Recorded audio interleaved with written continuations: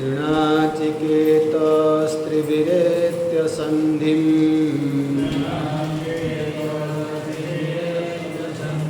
त्रिकर्मकृत्तरति जन्म मृत्यु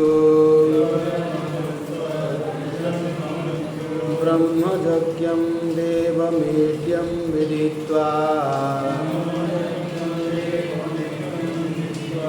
निचाये मां शान्तिमत्यन्तमेति तृणाचिकेतस्त्रयमेतद्विदित्वा य एवं विद्वांसिनुते नाचिकेतं समृत्युपाशान् पुरतः प्रणोद्य शोकातिगो मोदते स्वर्गलोके तृणाचिकेतस्त्रयमेतद्विदित्वा य एवं विद्वांसिनुते नाचिकेतं समृत्युपाशान् पुरतः प्रणोद्य शोकातिगो मोदते स्वर्गलोके शोकातिगो मोदते स्वर्गलोके।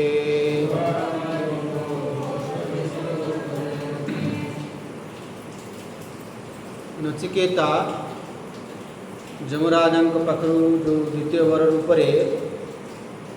अग्नि विद्या आम कहीपर सगुण उपासना विद्या को मागिले जम तांकु सब विद्या प्रदान कले।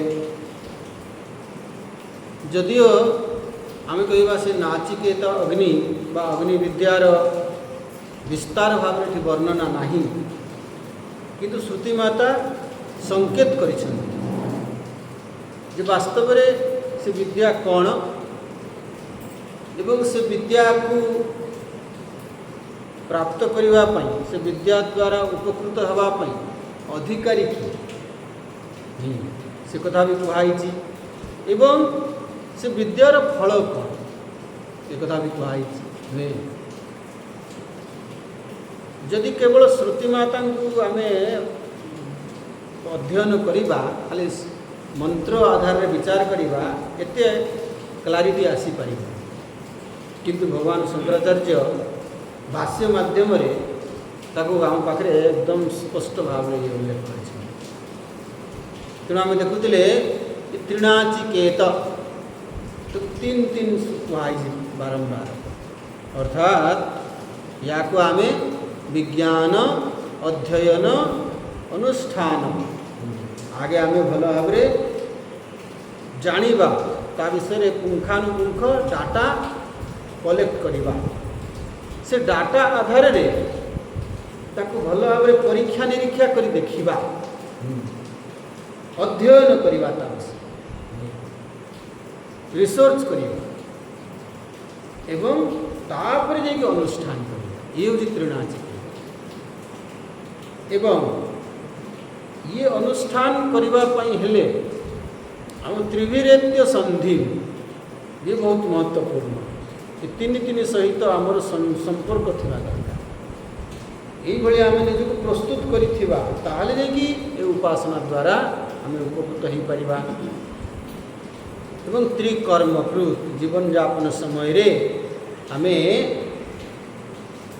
यज्ञ अध्ययन दान ये सब को प्राधान्य देवा अर्थात ये जो दैवी गुण बा पुण्य कर्म शास्त्र विहित कर्म को आम प्राधान्य देवा ताहले जाकि कहउचंती आमको से फल मिल पाए एवं श्रुति माता स्वयं कहउचंती ये जो उपासना ये उपासनार उपास्य किए उपास्य होचंती विराट पुरुष यही आम आरंभ करवा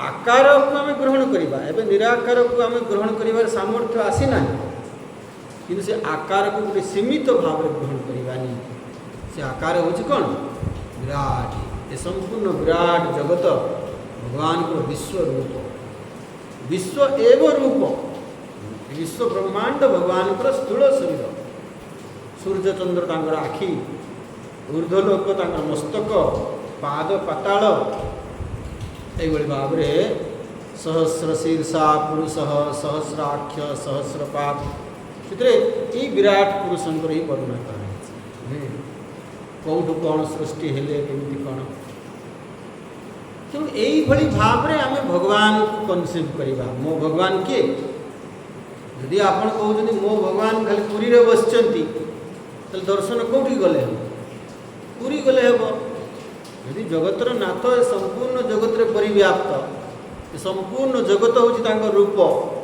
ताले दर्शन करने पुरी जावा दरकार आखि खुला मात्रे जगन्नाथ को दर्शन कि जन मत कहले स्वामी जी आप भगवान को देखी भगवान को छड़ा आप देखु ना आपण भगवान मैंने कौन भाविले एमती मुझे बसता पूजा करे एकदम भटकिना एकदम हनुमान प्रकट हो जाते बस तुम तपस्या मुझे संतुष्ट कि बर मागुछ ये हम पुराण कहानी रे पढ़ू जदि आम भगवान को से बुझीचु आखि खुलला मात्रे भक्त कहूँ भगवान आखि बंद कले मु भितर देखुची आखि खुला कले संपूर्ण जगत रूप देखुची आपण को छड़ा कहा देखुना यही भाव रे जदि आमर दृष्टि हेब एवं मु किए मु भी विराट गोटे पार्ट विराट ये मु गोटे पार्ट एवं या ना हूँ कर्मयोग निज को एक्सपांड करवा तदर्थम कर्म कौंतेय मुक्त संग समाचार तदर्थ आम मदर्थ कहीं निजक आम संकुचित कर छोटियाटी स्वार्थ आम संकुचित हो तेणु मु कहला मैंने कौन मु मोर एति सीमित माने ताठू आ मो संसार किसी ना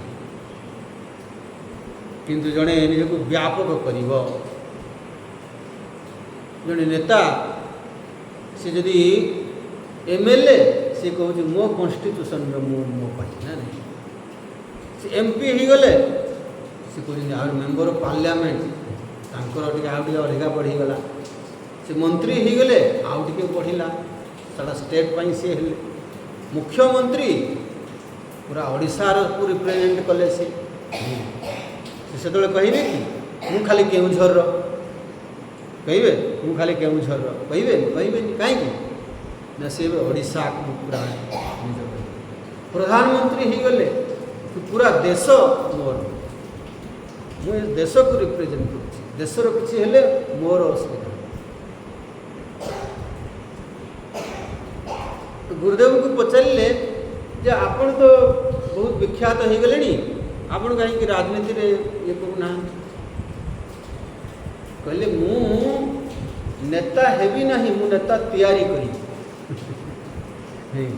नेता हो गले तो से कौन गोटे पार्टी रे गजपति महाराज को कहले सब आगर राजा मैंने सब राजनीति रे गले आपण कहीं जाऊना कहले मु जगन्नाथंकर प्रथम सेवक जगन्नाथंकर माने कौन मु पूरा जगतर आउ जब मु गोटे पार्टी रही तेल मु अन्य गोटे पार्टी रही पारि मुझे बीजेपी रही तो कांग्रेस विरोधी हो स्वाभाविक भाव में ना मु कौन सी पार्टी रही पारि कहीं मु सब जगन्नाथंकर लोक कहीं सब पार्टी पॉलिटिक्स रे मिसी जाउछंती आउ राज शासन गला चलिबे केमती रे बाबा केमती कौन ताको मिलिबो नुहे कि आ तो से शासन बदली गला तेणु आम ये ब्रह्मयज्ञम से जो उपास्य आमर किए सी विराट विराट कौट आसिले हिरण्यगर्भ कौट आसिले ईश्वर ईश्वर होउछि किए से ब्रह्मंकर ही समस्त कारण उपाधि सहित से जोड़ी ଏଇଭଳି ଭାବରେ ତାଙ୍କ ପ୍ରତି ଆମର ପୂଜ୍ୟ ଭାବ, ସେ ଯେଉଁ ବିରାଟ ପୁରୁଷ ମୋ ଭଗବାନ ସେ ହେଉଛନ୍ତି ମହାନ ସର୍ବଶ୍ରେଷ୍ଠ। ଅର୍ଜୁନ ଯେତେବେଳେ ମହାନତା ଜାଣିଲେ ଭଗବାନଙ୍କର, ସେ କହୁଛନ୍ତି ଅଥ ପୃଷ୍ଠତସ୍ତେ, ଆପଣଙ୍କୁ ସାମ୍ନା ପଟୁ ନମସ୍କାର, ଆଗ ପଟୁ ନମସ୍କାର, ପଛ ପଟୁ ନମସ୍କାର, ବାମ ପଟୁ ନମସ୍କାର। କ୍ଷମା ମାଗୁଛନ୍ତି, କ୍ଷମସ୍ୱ ଅଜାନତା ମହିମାନମ ତବେଦମ। हे कृष्ण, हे यादव, हे सखेति। ମାନେ ଯେତେବେଳେ ପର୍ଯ୍ୟନ୍ତ ମହିମା ଜାଣିନଥିଲେ ସେ ପର୍ଯ୍ୟନ୍ତ କ'ଣ ଭାବୁଥିଲେ, ଇଏ ତ ମୋ ସଖା, ଇଏ ତ ମୋ ପିଉସୀ ପୁଅ ଭାଇ, କ'ଣ ଏ କୃଷ୍ଣ ଏଇଟା ଆଇଲେ ଟିକେ। ଯେତେବେଳେ ଜାଣିଗଲେ ବିଶ୍ୱରୂପ ଦେଖିଲେ, କ'ଣ ଜାଣିଲେ, ଆରେ ଇଏ ବିରାଟ, କି ମହିମା ତାଙ୍କର। କାଳର ସେ ହେଉଛନ୍ତି କାଳ। ଭଗବାନ କହିଲେ କାଳସ୍ମି ଲୋକକ୍ଷୟକୃତ ପ୍ରଭୁ, ମୁଁ କାଳ ରୂପ, କାଳର କାଳ, ମହାକାଳ। ମୋର କାଳର ଗର୍ଭରେ ସମସ୍ତେ ଲୀନ ହୋଇଯାଉଛନ୍ତି। ଯଥା ନଦୀନାମ ବହୁବମ୍ବୁ ବେଗା ସମୁଦ୍ର ମେବାଭିମୁଖା ବିଶନ୍ତି। ନଦୀ ପ୍ରବଳ ବେଗରେ ସମୁଦ୍ର ଆଡ଼କୁ ମାଡ଼ି ଚାଲେ, ସେଇଭଳି ଲୋକମାନେ ମୋର ମୃତ୍ୟୁର ଗର୍ଭରେ ଲୀନ ହୋଇଯାଉଛନ୍ତି। ମୟା ମୟା ହତା ତ୍ୱମ୍ ଜହିମା ବ୍ୟଥିଷ୍ଠ, କହିଲେ ପିତାମହ ଭୀଷ୍ମ ଗୁରୁ ଦ୍ରୋଣ ସବୁକୁ ମାରି ସାରିଛି ମୁଁ, ତେଣୁ ବ୍ୟସ୍ତ ହୁଅନି। ନାଇଁ ନିମିତ୍ତ ମାତ୍ର ଭବ ସବ୍ୟସାଚୀ, ତୁମେ ଖାଲି ନିମିତ୍ତ ହେଇଯାଅ। କରୁଛି କିଏ? ମୁଁ କରୁଛି। ତୁମେ କାହିଁକି କହୁଛ ମୁଁ କରିବି ବୋଲି? ମୁଁ ମାରିବି, ମୋତେ ପାପ ଲାଗିବ। ହୁଆରି ତୁମେ କରିବା ବାଲା କିଏ? ଯେତେବେଳେ ଜାଣିଗଲେ ଅର୍ଜୁନ ଭଗବାନଙ୍କର ମହିମା, ବିରାଟ ରୂପ ଦର୍ଶନ କଲେ, ସେତେବେଳେ ତାଙ୍କର ସିଏ କ'ଣ ମହିମା ଜାଣିଲା ପରେ ମୋର ଅପରାଧ କ୍ଷମା କରନ୍ତୁ, ମୁଁ ଏଇ କରୁଛି। ସେହିଭଳି ଯେତେବେଳେ ଆମେ ଭଗବାନଙ୍କୁ ସେଇଭଳି ମହାନକୁ ଜାଣିଯିବା, ଭଗବାନ ହେଉଛନ୍ତି ସର୍ବଜ୍ଞ, ସର୍ବଶକ୍ତିମାନ, ସର୍ବମଙ୍ଗଳମୟ, ସେ ସର୍ବଶକ୍ତିମାନ। ଏମିତି କେହି ବଳବାନ ହେଇଯିବେନି, ତାଙ୍କଠୁ ଅଧିକା ଶକ୍ତିଶାଳୀ ହେଇଯିବେ ଯିଏକି ତାଙ୍କୁ ଭଗବାନ ପରାସ୍ତ କରିପାରିବେ। ତାହେଲେ ସେଇ ସର୍ବଶକ୍ତିମାନ ଭଗବାନଙ୍କର ମୁଁ ଆଶ୍ରୟରେ ଅଛି, ତାଙ୍କର ମୁଁ ସନ୍ତାନ, ମୁଁ କାହିଁକି ଡରିବି? ମୁଁ ଭୟଭୀତ ହେବି କାହିଁକି? କାହିଁକି ମୁଁ ତାଙ୍କ ଆଶ୍ରୟରେ ସମ୍ପୂର୍ଣ୍ଣ ସୁରକ୍ଷିତ। ସେ ସବୁ ଜାଣୁଛନ୍ତି, ସର୍ବଜ୍ଞ, ତାଙ୍କୁ ମାଗିବି କାହିଁକି? ମାଗିବା କିଛି ଦରକାର ନାହିଁ। ମୁଁ ତାଙ୍କର ସନ୍ତାନ, ସେ ହେଉଛନ୍ତି ପରମ ପିତା, ବିନା ମାଗିକି ଦେଇଦେବେ। ଏଇଭଳି ଯେତେବେଳେ ଜାଣିଯିବା, ଅଟୋମେଟିକ୍ ଆମର କ'ଣ ହେଇଯିବ? ମୁଣ୍ଡ ନୁଇଁଯିବ, ସମର୍ପଣ ଭାବ ଦୃଢ଼ ହେବ। ଏବଂ ଏଇ ଭାବନାରେ, ଏଇ ଦୃଷ୍ଟିରେ ଆମେ ଜୀବନଯାପନ କରିବା। ଦର୍ଶନ ମାନେ କ'ଣ? ଆମ ଦୃଷ୍ଟି କ'ଣ? ଚାର୍ବାକ ଦର୍ଶନ, ସେ ଚାରିଟା ମହାଭୂତକୁ ହିଁ ମାନୁଛନ୍ତି, ଆଉ ପଞ୍ଚମ ମହାଭୂତ ବି ଆକାଶ ମହାଭୂତକୁ ମାନୁନାହାନ୍ତି। ଚାର୍ବାକ ଦର୍ଶନ, ତାଙ୍କର ଦର୍ଶନ କ'ଣ? यावत् जीवेत् सुखम जीवेत् ऋणम कृत्वा घृतम पिबेत् भस्मीभूतस्य देहस्य पुनरागमनम कुतः। ये देह गला पर किए कुआड़े गला किए देखुछि, तेणु जेतिकी दिन बंचीछ खाओ पिओ मौज कर। हेले आगे मौज करवा जे हम पाखे माल नहीं, बैंक देव चिंता कहीं, बैंक जगी रही खाली बारंबार फोन कर आज्ञा लोन ने कि आसतु ऋणम कृत्वा घृतम पिबेत्। ये दर्शन तांकर। जो माने कहते सृष्टि होची कौन? ये भोग्य वीर भोग्या वसुंधरा, से कौन करेंगे? भोग करेंगे, उपभोग करवा केमिति, या दृष्टि तांकर। यही भली दृष्टि रे आमे बंचिबा। जगत ठार मु अलगा नुहे, मु भगवान को गोटे पार्ट, तेणु सेठी आघात कले मते आघात लगे। प्राणी को आरत दुख अप्रमित देखु देखु के बा सहु मो जीवन पछे नरके पड़ी था जगत उद्धार हो। ये किए कही पार जे समस्त को आपणार मानि पारिछि, सी मोर भगवान ही सब रूप आसको दुख देखी मुझे चुपचाप रही पारि ना। এইଭଳି ଭାବରେ ଯଦି ଆମର ଜୀବନ ହେଲା এইଭଳି ଆମେ ଉପାସନା ଜୀବନଯାପନ କରିପାରିଲେ ତେଣୁ ଶାନ୍ତି ଅତ୍ୟନ୍ତ ମିଳୁଛି। ବାରମ୍ବାର ଆମେ ଦେଖିବା ତରତି ଜନ୍ମ ମୃତ୍ୟୁ ଶାନ୍ତି ଅତ୍ୟନ୍ତ ମେତି। ଅଶାନ୍ତିର କାରଣ ହେଉଛି କ'ଣ? ଅଶାନ୍ତିର କାରଣ ହେଉଛି ସ୍ୱାର୍ଥ, ରାଗ, ଦ୍ୱେଷ, ଏସବୁ ଅଶାନ୍ତିର କାରଣ। ଯେ ସ୍ୱାର୍ଥକୁ ତ୍ୟାଗ କରିଦେଇପାରିଲା, ଯେ ରାଗ ଦ୍ୱେଷକୁ କମ୍ କରିଦେଇପାରିଲା, ଅଟୋମେଟିକ୍ ଅଶାନ୍ତି ଚାଲିଯିବ। ଆମେ ତା କାରଣର ନିରାକରଣ କରିଦେଲେ। ତେଣୁ ଜୀବ ଭାବରେ ଥାଇ ଆମେ କେତେ ହାଏଷ୍ଟକୁ ପହଞ୍ଚି ପାରିବା। ଆମେ ଭାବନ୍ତୁନି ଯେ ଏକଦମ ଆମେ ସ୍ୱାର୍ଥୀ ହେଇକି ଥିବା, ଏକଦମ ସକାଳୁ ଉଠିଲା ବେଳକୁ ମୁଁ ବ୍ରହ୍ମ ଅନୁଭବ ହେଇଯାଇଥିବ। ସେମିତି ଚମତ୍କାର କିଛି ହେବ ନାହିଁ। ଆମେ ବ୍ୟାପକ ହେଇ ହେଇ ହେଇ ଧୀରେ ଧୀରେ ସର୍ବବ୍ୟାପକ ହେଇଯିବ। ତାହେଲେ ସିନା ଜଣେ ଏକାଥରେ ଦିନେ ଉଠି ଷଣ୍ଢଟାକୁ ଉଠେଇ ପାରିବ ନାହିଁ। କିନ୍ତୁ ଆମେ ପଢ଼ିଛୁ ସେ ଗୋଟେ ତା'ର ଅଣ୍ଡିରା ବାଛୁରୀ ଜନ୍ମ ଦେଲା। ଯେବେ ଜନ୍ମ ଦେଲା ଡେଲି ସିଏ ତାକୁ ଉଠାଏ। ତା କାମ ସକାଳେ ସେ ତାକୁ ଉଠେଇକିରି ଧରିକି ଗୋଟେ ବେଢ଼ା ବୁଲି ଆସିବ, ଡେଲି ଉଠାଏ। ତାର ଏଇଟା ଡ୍ୟୁଟି। ମାନେ କ'ଣ? ସିଏ ଯେଉଁ ବଢ଼ି ବଢ଼ି ଚାଲିଲା ବାଛୁରୀଟା, ସେ ବଢ଼ିବା ସହିତ ୟାର ବି ଷ୍ଟାମିନା ସେ ଅନୁସାରେ ବଢ଼ି ବଢ଼ି ଚାଲିଲା। ଗୋଟେ ଦିନ ବି ମିସ୍ କରିବନି।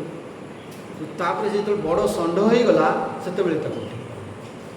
ଆମକୁ ଶୁଣିଲେ ଆଶ୍ଚର୍ଯ୍ୟ ଲାଗୁଛି, ଷଣ୍ଢଟାକୁ କେମିତି ଉଠେଇବ? କିନ୍ତୁ ସିଏ ଉଠେଇଛି କେବେଠୁ?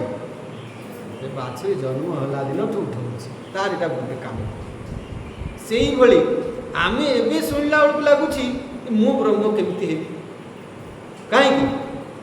ଆମେ ତ ଛୋଟିଆଟିଏ ହେଇକିରିଛୁ, ପୁଅର ବେଙ୍ଗ। ଆମକୁ ଆଶ୍ଚର୍ଯ୍ୟ ଲାଗୁଛି। କିନ୍ତୁ ଯିଏ ନିଜକୁ ବ୍ୟାପକ କଲାଣି ଧୀରେ ଧୀରେ ଧୀରେ ଧୀରେ ଧୀରେ ଧୀରେ, ତାହେଲେ ସେ ସର୍ବବ୍ୟାପକକୁ ସେ ଗ୍ରହଣ କରିପାରିବ। ତେଣୁ ଉପସଂହାରରେ ଏହା କହୁଛନ୍ତି ତ୍ରିଣାଚିକେତସ୍ତ୍ରୟମେତଦ୍ ବିଦିତ୍ୱା ୟଏବ ବିଦ୍ୱାନ୍ ଚିନୁତେ ନାଚିକେତ। ବିଦ୍ୱାନ୍ ସେ ହେବା ପାଇଁ ପଡ଼ିବ। ବିଦ୍ୱାନ୍ ମାନେ ଏ ଜ୍ଞାନ ଯାହାର ଅଛି। କ'ଣ ଜ୍ଞାନ? ମୋର ଯେ ଉପାସ୍ୟ, ମୁଁ ଯାହାକୁ ଭଗବାନ ରୂପରେ ମାନୁଛି, ସିଏ କେମିତି, ତାଙ୍କର ସ୍ୱରୂପ କ'ଣ? ଯିଏ ଏଇଭଳି ଭାବରେ ଏ ଉପାସନାକୁ ଅନୁଷ୍ଠାନ କରେ, ସ ମୃତ୍ୟୁ ପାଶାନ ପୁରତଃ ପ୍ରଣଦ୍ୟ, ସେଇ ବଞ୍ଚିଥିବା ଅବସ୍ଥାରେ ଏଇ ଜୀବନ କାଳ ଭିତରେ ମୃତ୍ୟୁ ପାଶରୁ ମୁକ୍ତ ହେଇଯାଏ। ମୃତ୍ୟୁ ପାଶ କ'ଣ ଦେଖିଥିଲେ? ଭଗବାନ ଶଙ୍କରାଚାର୍ଯ୍ୟ କହୁଛନ୍ତି ଅଧର୍ମ, ଅଜ୍ଞାନ, ରାଗ, ଦ୍ୱେଷାଦି ଲକ୍ଷଣାନ୍ ମୃତ୍ୟୁ ପାଶାନ୍। ତ ଗତକାଲି ଆମେ ଆଲୋଚନା କରୁଥିଲେ ଅଜ୍ଞାନ ମାନେ ଏଠି ମୋହ। ସେ ମୋହରୁ ମୁକ୍ତ ହେଇଯାଏ। ଯେତେ ଆମେ ସ୍ୱାର୍ଥୀ ହେବା, ଯେତେ ସଂକୁଚିତ ହେବା, ସେଟା ମୋହରେ ଅନ୍ଧ। ଧୃତରାଷ୍ଟ୍ର ମୋହରେ ଅନ୍ଧ ହେଇଗଲା, ସ୍ୱାର୍ଥୀ। ମାମକା ପାଣ୍ଡବାଶ୍ଚ, ତାଙ୍କ ନିଜ ଭାଇର ଛୁଆ ଗୁଡ଼ାକୁ ବି ସେ ଗ୍ରହଣ କରିପାରିଲେନି ମୋର ବୋଲି। ସେ କହୁନାହାନ୍ତି ଏମାନେ ବି ମୋର ବୋଲି। ଏତେ ସ୍ୱାର୍ଥୀ। କାହିଁକି? ମୋହରେ ଅନ୍ଧ। ତେଣୁ ଧୃତରାଷ୍ଟ୍ରକୁ ଚିତ୍ରଣ କରାଯାଇଛି, ସେ ତାଙ୍କର ଆଖି ନାହିଁ। ଆଚ୍ଛା, ଯଦି ସ୍ତ୍ରୀ ଆସିଲେ ସେ ସହଧର୍ମିଣୀ, ସିଏ ତାଙ୍କର ଆଖି ହେବା କଥା। ସେ କହିଲେ ମୁଁ ବି ପଟିବାନି, ତୁମେ ବି ଖାଲରେ ପଡ଼ିବ, ଦୁଇ ଜଣ ଯାକ ମିଶି ଖାଲରେ ପଡ଼ିବା, ମଜା ନେବା। ଆମେ ଦେଖୁ ଜଣେ ଅନ୍ଧ ଲୋକକୁ ଜଣେ ବାହା ହେଲା, ସିଏ କ'ଣ କହୁଛି? ମୁଁ ତ ମୋର ଆଖି। ଅନ୍ଧ ଛୋଟା ନ୍ୟାୟ ଆମେ ଜାଣୁନି। ଅନ୍ଧ ଛୋଟା ଯାଉଥିଲେ ସତ୍ୟନାରାୟଣ ମେଳା ଦେଖିବାକୁ। ସେ କହିଲେ ଭାଇ ମୋତେ ତ କିଛି ଦେଖାଯାଉନି। ସେ କହିଲେ ମୋର ତ ଗୋଡ଼ ନାହିଁ। ସେ କହିଲେ ତୁ ଗୋଟେ କାମ କ'ଣ? ଅନ୍ଧ ପିଠିରେ ବସିଲା କିଏ? ଛୋଟା। କହିଲା ମୁଁ ସିନା ଚାଲି ପାରିବିନି, ମୋର ତ ଆଖି ଅଛି, ମୁଁ ଦେଖିପାରିବି। ଅନ୍ଧ କହିଲା ମୁଁ ସିନା ଦେଖିପାରିବିନି, ମୁଁ ତ ଚାଲିପାରିବି। ତେଣୁ ଛୋଟା ଅନ୍ଧର ଆଖି ହେଇଗଲା। ଆଉ ଛୋଟା ଅନ୍ଧର ଆଖି ହେଇଗଲା, ଆଉ ଅନ୍ଧ ଛୋଟାର ଗୋଡ଼ ହେଇଗଲା। ଚାଲିଲେ ପୂଜାରେ ପହଞ୍ଚିଗଲେ ନୁହେଁ କି? ସେଇବେଳେ ଗାନ୍ଧାରୀ କ'ଣ ହେବା କଥା? ଧୃତରାଷ୍ଟ୍ରଙ୍କର ଆଖି ହେଇଥାନ୍ତେ, କିନ୍ତୁ ସିଏ କହିଲେ ତୁମେ ଅନ୍ଧକୁ ମୁଁ ଅନ୍ଧ, ଚାଲ ମୁଁ ଅନ୍ଧୁଣି ଦୁଇଜଣକୁ ମଜା ନେବ। ତେଣୁ ଏଇ ଯେଉଁ ମୋହ, ଆମେ ଏମିତି ପ୍ରତ୍ୟେକ ମୁହୂର୍ତ୍ତରେ ମୋହଗ୍ରସ୍ତ ହେଉଛୁ ଏବଂ ମୋହଗ୍ରସ୍ତ ହେବା ଯୋଗୁଁ ସେଠୁ କ'ଣ ହେବ? ରାଗଦ୍ୱେଷ ସ୍ୱାଭାବିକ ଭାବରେ। ରାଗଦ୍ୱେଷ ମାନେ ବୈରାଗ୍ୟ ନାହିଁ, ବୈରାଗ୍ୟ ନାହିଁ ମାନେ ବିବେକ ନାହିଁ, ବିବେକ ନାହିଁ ମାନେ ମୋହ। ମୋହର ବିପରୀତ ହେଉଛି ବିବେକ। ଆମେ ବିବେକକୁ ଯଦି କରିପାରିଲେନି, ମୋହଗ୍ରସ୍ତ ହେଲେ, ତାହେଲେ ମୋର ବୈରାଗ୍ୟ ନାହିଁ, ତାହେଲେ ରାଗ ଦ୍ୱେଷରେ ଗ୍ରସିତ ହେଲେ ଇଏ ହେବା ସ୍ୱାଭାବିକ। ଆଉ ଯଦି ରାଗ ଦ୍ୱେଷ ଗ୍ରସିତ ହେଲେ ତାହେଲେ ଅଧର୍ମ। ଇଏ ତ ମହାଭାରତ ଯୁଦ୍ଧରେ ଦେଖେଇ ଦିଆହେଇଛି। ପିତାମହ ଭୀଷ୍ମ ଭଳି ଏତେ ବଡ଼ ବିଦ୍ୱାନ ଲୋକ, ସେ ବି ଅଧର୍ମ ତାଙ୍କ ଦ୍ୱାରା ହେଲା। କାହିଁକି? ସେ ବି ରାଗ ଦ୍ୱେଷ ଗ୍ରସିତ ହେଲା। କାହିଁକି? ସେ ବି ମୋହ, ସିଂହାସନ ମୋହରେ ସେ ପ୍ରତିଜ୍ଞା କ'ଣ କଲେ?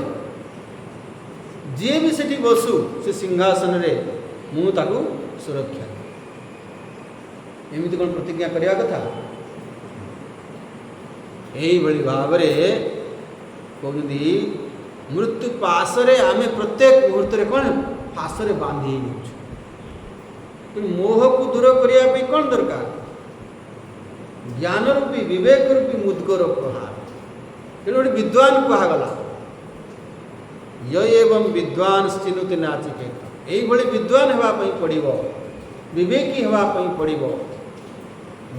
ଆମେ ମୋହଗ୍ରସ୍ତ ହେଲେ ହେବ ନାହିଁ। ମୋହ ଯଦି ହେଲା ତାହେଲେ ରାଗଦ୍ୱେଷ ନିଶ୍ଚିତ ହେବ, ଆଉ ଯଦି ରାଗଦ୍ୱେଷ ହେଲା ତାହେଲେ ଆମ ଅଧର୍ମ ନିଶ୍ଚୟ ଆମ ଦ୍ୱାରା ହେବ। ଯଦି ଆମେ ଏଇ ମୃତ୍ୟୁ ପାଶରୁ ଉଦ୍ଧାର ପାଇବା ପାଇଁ ଚାହୁଁଛୁ ତାହେଲେ ଆମେ କ'ଣ ହେବା? ବିଦ୍ୱାନ ହେବା। ଶୋକାତିଗ, ଶୋକର କାରଣ ହେଉଛି ମୋହ। ନାଇଁ, ଗୀତାରେ ଭଗବାନ ଏ ତ ବୁଝେଇଛନ୍ତି। ଦ୍ୱିତୀୟ ଅଧ୍ୟାୟରେ 11 ନମ୍ବର ଶ୍ଲୋକରୁ ଯେଉଁ ଆରମ୍ଭ ହେଲା, ଅଶୋଚ୍ୟାନ୍ ନନ୍ନ ଶୋଚସ୍ତ୍ୱଂ ପ୍ରଜ୍ଞାବାଦାଂଶ୍ଚ ଭାଷସେ ଗତାସୂନ୍ ଅଗତାସୁଶ୍ଚ ନାନୁ ଶୋଚନ୍ତି ପଣ୍ଡିତାଃ। ଶୋକ ନିବାରଣ ଉପନିଷଦ୍ ଲେଖା। ଏବଂ ଶୋକ କାହିଁକି? ଶୋକର କାରଣ ହେଉଛି ମୋହ। ଅର୍ଜୁନ ମୋହଗ୍ରସ୍ତ ହେଲେ, ତେଣୁ ଶୋକ ସମ୍ବିଘ୍ନ ମାନସ, ଶୋକଗ୍ରସ୍ତ ହେଲେ। ଆମ ଜୀବନରେ ବି ସେଇଭଳି ଶୋକ ଆମେ ପାଉଛୁ, ଦୁଃଖ ଆମ ଜୀବନରେ ଆସୁଛି। ଏବଂ ତାର ଏକମାତ୍ର କାରଣ ହେଉଛି କ'ଣ? ମୋହ। ଆମେ ଖୋଜିବା କେଉଁଠି ମୁଁ ମୋହଗ୍ରସ୍ତ ହେଲି, ତେଣୁ এইଭଳି ମୋ ଜୀବନରେ ଦୁଃଖ ଆସିଲା। ତାହେଲେ ଶୋକାତିଗ ମୋଦତେ ସ୍ୱର୍ଗଲୋକେ।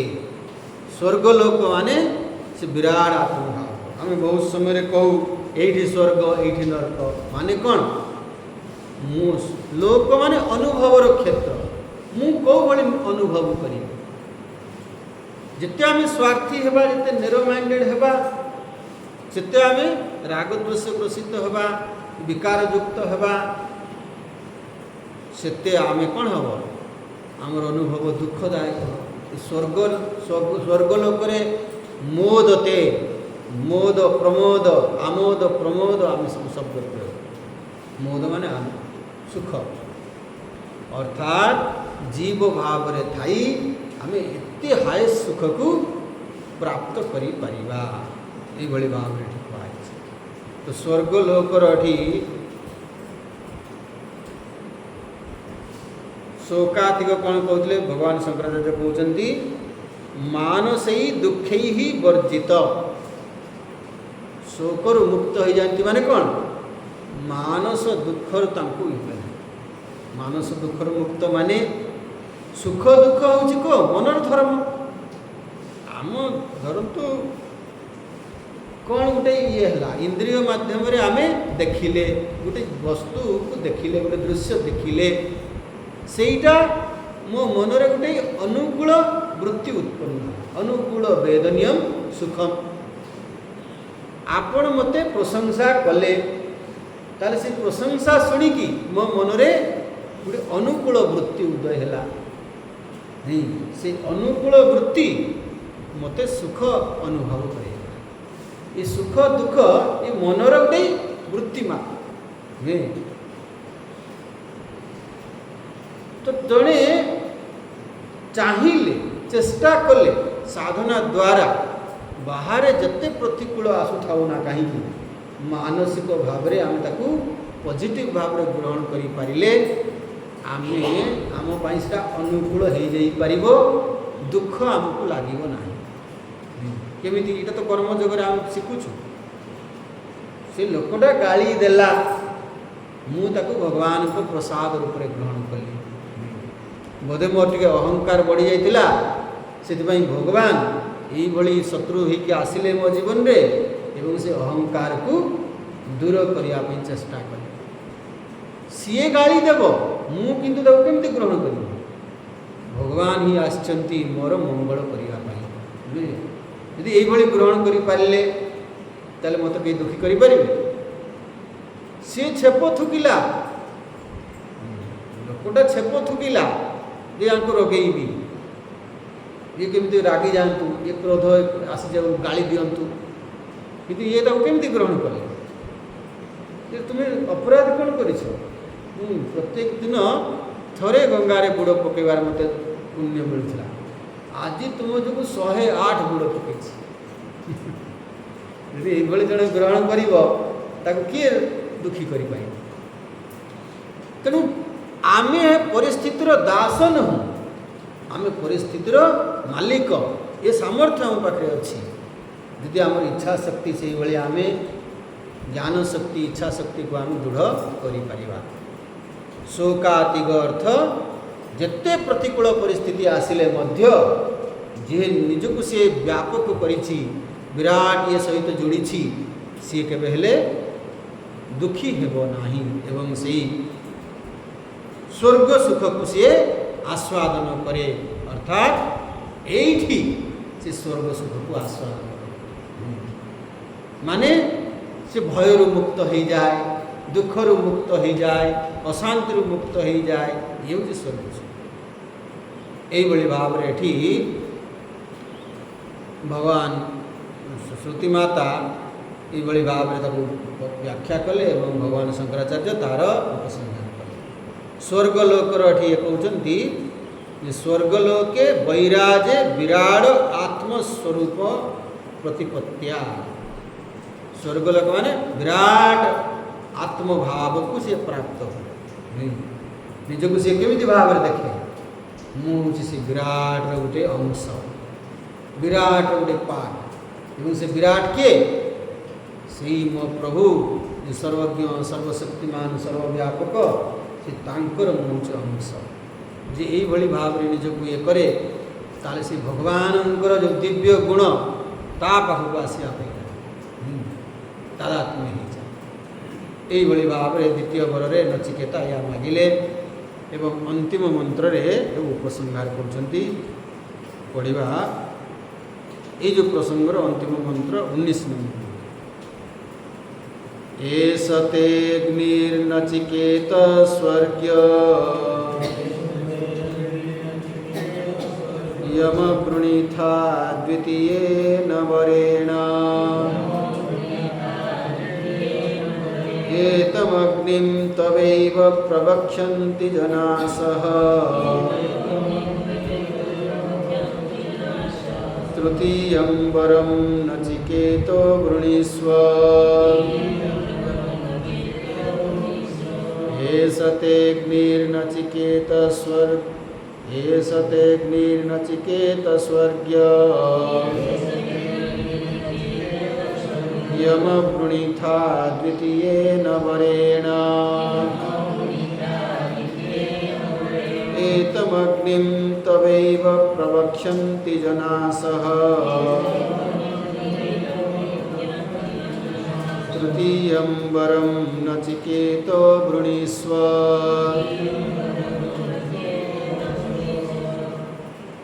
जो अग्नि विद्या रूप द्वितीय वर रूप जहाँ नचिकेता मागिले तार प्रसंग को ये उपसंहार कहते एषः ते अग्नि नचिकेत स्वर्ग स्वर्ग प्राप्तिर उपाय स्वरूप जो नचिकेत अग्नि नचिकेता जहाँ वर रूप मागिले अयम वृणी था मुझे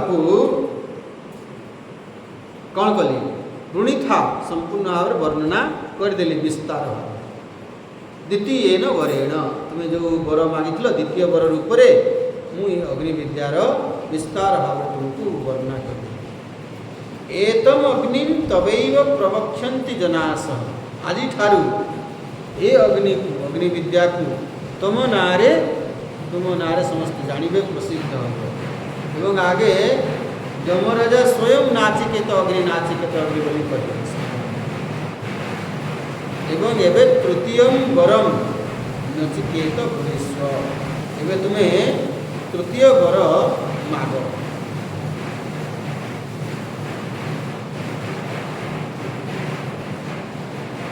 यम अग्निम वरम वृणीथा प्रार्थितवान असी अर्जुन तुम्हें जो अग्नि विद्या विषय प्रार्थना कर मागी मुझे वर्णना करदेली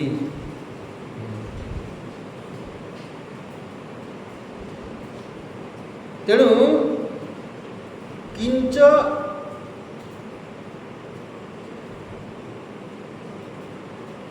एतम अग्निम तवैव नामना प्रवक्षन्ति जनासः एवं ये मु चतुर्थ वर भी एक कथा कहली जे आज ठारू ये जो अग्नि तुम नारे नामित हेब तृतीय वरम नचिकेत भूस्व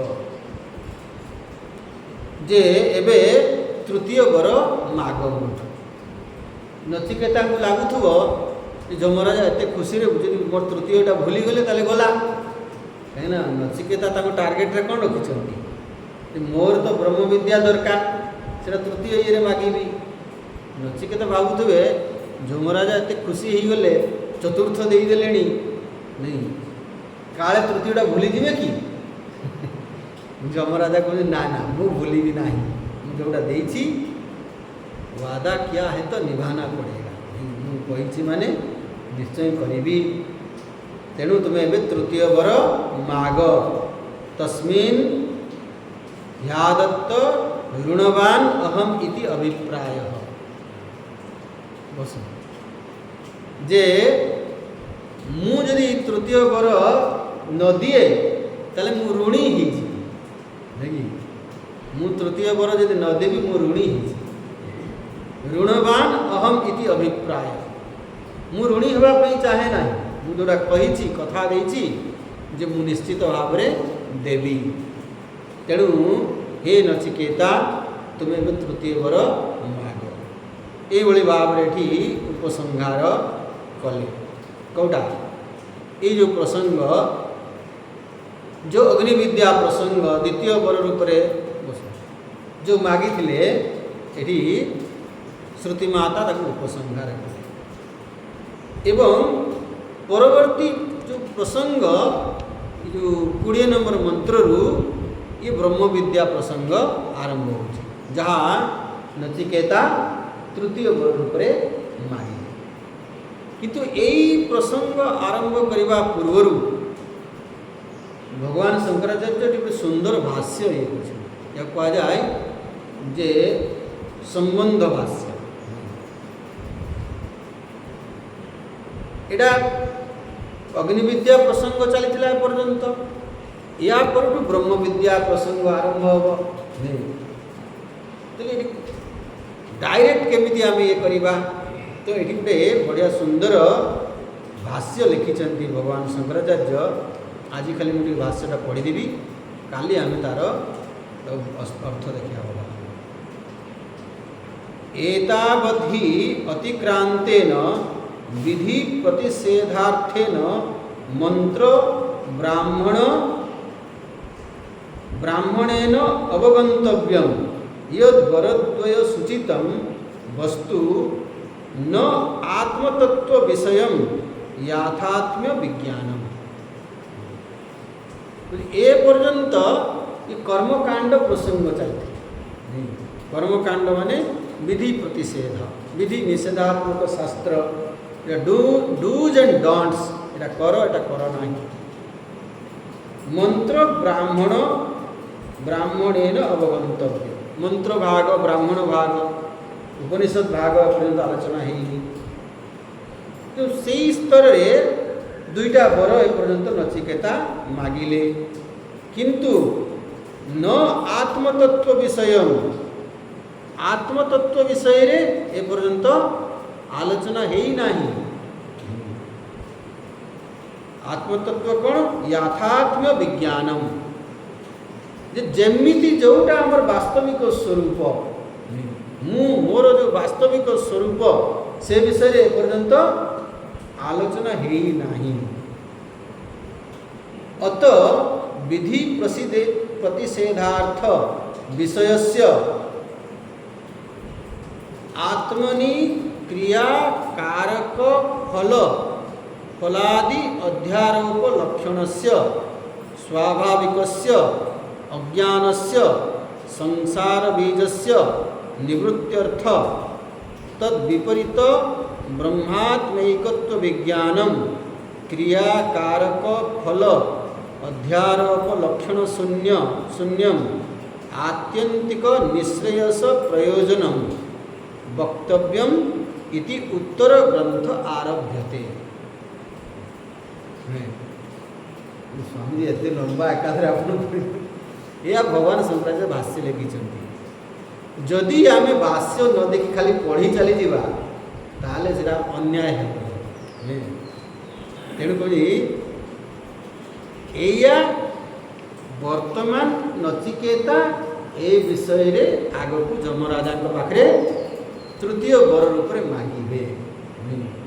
तो वास्तव में से ब्रह्म विद्या कौन,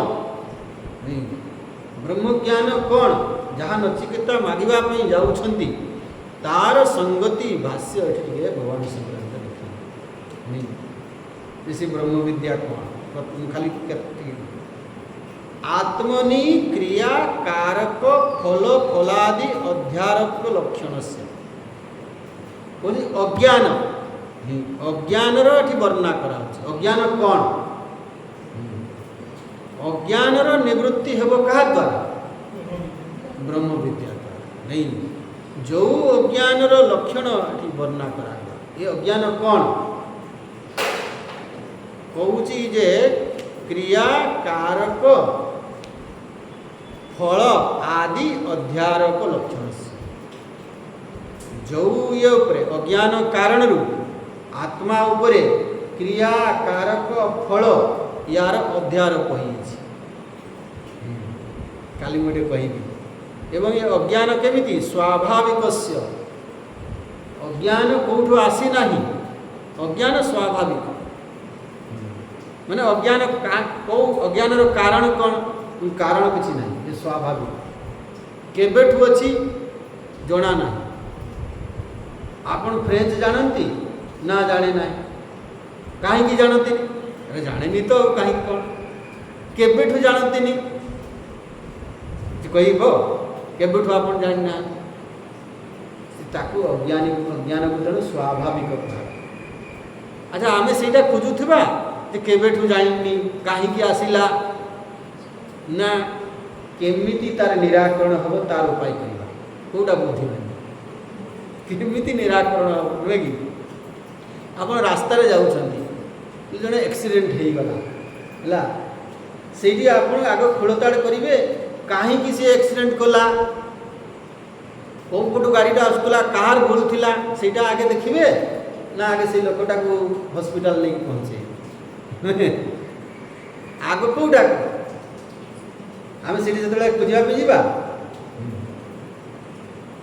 तू बाबू कहीं से लोकटा छटपट होती रंग रास्ता आप गाड़ी दौरान तू बदमाश लोकटा रंग रूट्रे कहीं आसिलु ए भोग जदि एमती कहवा से बुद्धिमानी हे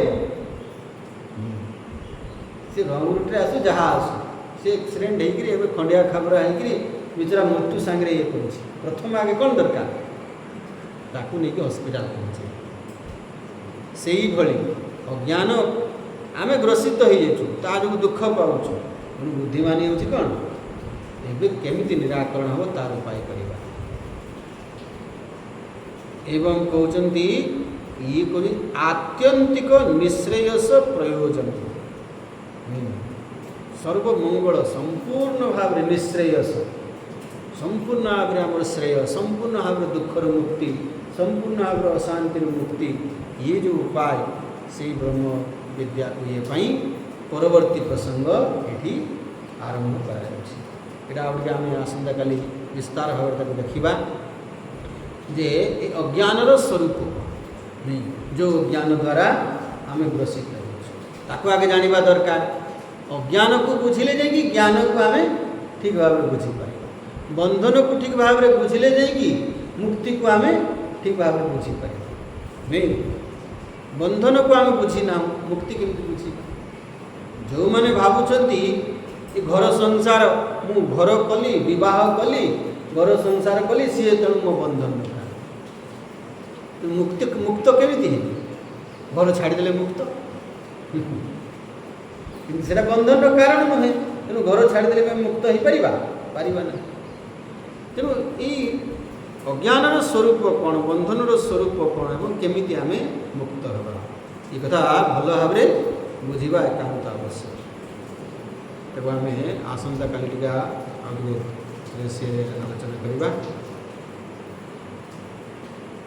एथर मु भावुची आसंता कालीटा शेष ये करवा आमर ये प्रस्तुत होगा पड़ो